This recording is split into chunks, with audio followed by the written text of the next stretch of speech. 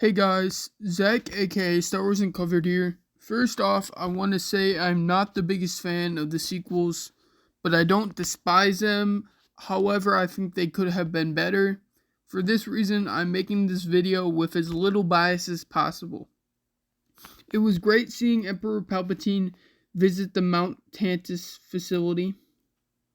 It's clear that he is heavily financing the experiments going on at the base, and I assume many more hidden bases around the galaxy, probably on Exegol. For example, Project Necromancer is an ongoing experiment the Emperor is very interested in.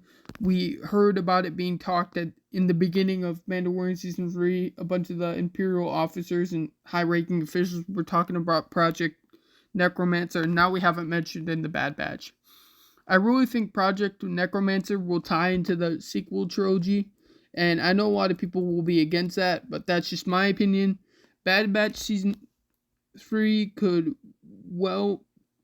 very well bridge some of the early gap that we have between the Bad Batch and the sequel trilogy, the original trilogy. I think it's going to bridge the gap. And for what's being experimented on, I think it could be several things. Some people have pointed out a young version of Palpatine with like more power, or maybe a Jorah Sabaoth type Dark Jedi from the Legends continuity. We saw him in the EU, like that Dark Jedi Jorah Sabaoth.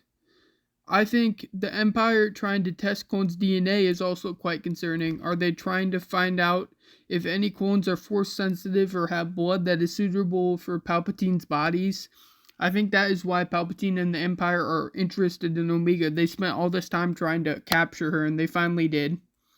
Because she is an unaltered clone like Boba Fett, who may hold the keys to the Empire's sadistic goals.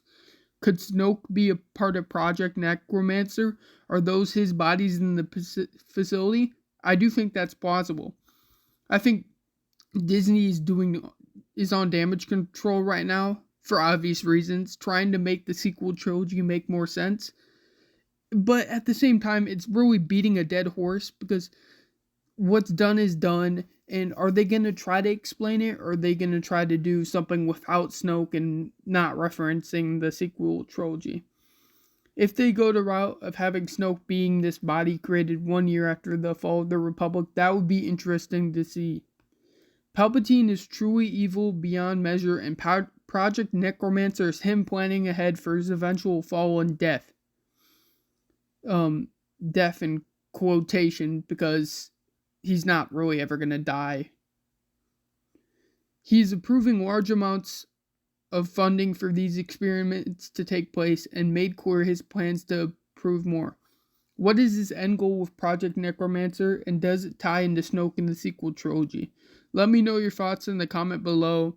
I really enjoyed the 3-episode premiere of Bad Batch and can't wait to see more. Please like and subscribe. Check out my friend KB's channel. He's making a Darth Vader series and a bunch of other series. And may the Force be with you.